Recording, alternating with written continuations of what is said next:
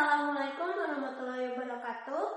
Pada kesempatan kali ini saya Tirza Umelvia Waroka akan memaparkan materi SDGs 5 yang berjudul Ketimpangan Gender di Indonesia, Fakta, Dampak, dan Solusi untuk Remaja.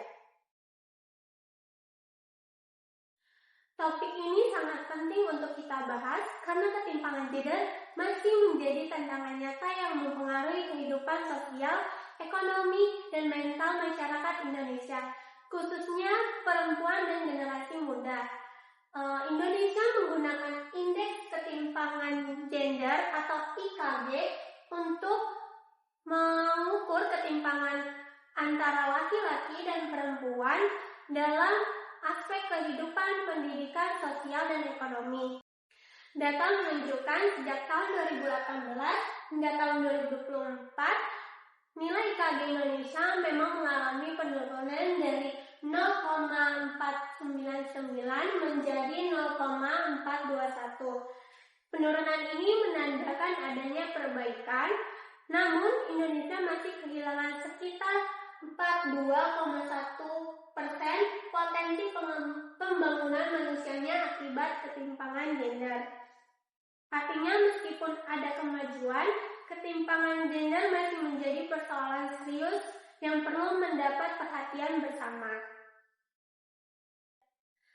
Salah satu bentuk ketimpangan gender yang paling nyata terjadi yaitu ada di lingkungan tempat kerja. Data menunjukkan 45% perempuan mengalami hal tidak mengenakan di tempat kerja, 48% mengalami kesenjangan upah, 40% mengalami catcalling, 27% tidak mendapatkan cuti menstruasi, 25% tidak mendapatkan kesempatan promosi, dan 5% tidak mendapatkan cuti melahirkan. Kondisi ini menunjukkan bahwa perempuan belum sepenuhnya mendapatkan hak dan perlindungan yang setara dalam dunia kerja. Ketimpangan gender juga terlihat dari partisipasi kerja. Jumlah pekerja perempuan yaitu 33,52%, sementara jumlah pekerja laki-laki 66,48%. Selain itu, tingkat partisipasi angkatan kerja hanya 51% dari yang jauh lebih rendah dari laki-laki yaitu 82%. Hal ini menunjukkan masih adanya hambatan struktural dan sosial yang membatasi perempuan untuk berpartisipasi secara optimal dalam dunia kerja. Di sini terdapat dampaknya, yang pertama secara mental, secara sosial, dan secara ekonomi. Secara mental, lingkungan yang tidak sensitif gender cenderung membuat para pekerja mengalami burnout dan stres. Secara sosial, perempuan lebih rentan terhadap kemiskinan, kekerasan berbasis gender, dan terbatasnya partisipasi publik. Secara ekonomi, ketimpangan gender mengakibatkan hilangnya potensi pembangunan Indonesia hingga 42,1% per tahun dan berkurangnya produktivitas nasional. Selanjutnya ada upaya dan solusi. Yang pertama, di sini ada upaya melalui edukasi tentang kesetaraan gender sejak usia dini.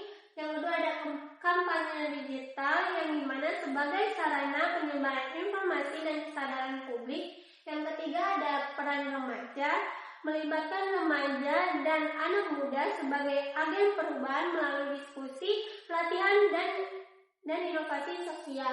Selanjutnya ada solusi yang dimana memanfaatkan teknologi digital untuk kampanye, edukasi, dan networking yang memberdayakan perempuan dalam ekonomi, sosial, dan politik. Selanjutnya ada libatkan remaja dan anak-anak muda sebagai agen perubahan dengan mengadakan forum diskusi, pelatihan konten digital, dan lomba inovasi bersama anti diskriminasi dan kesetaraan gender. Sebagai kesimpulan, ketimpangan gender masih menjadi tantangan nyata di Indonesia.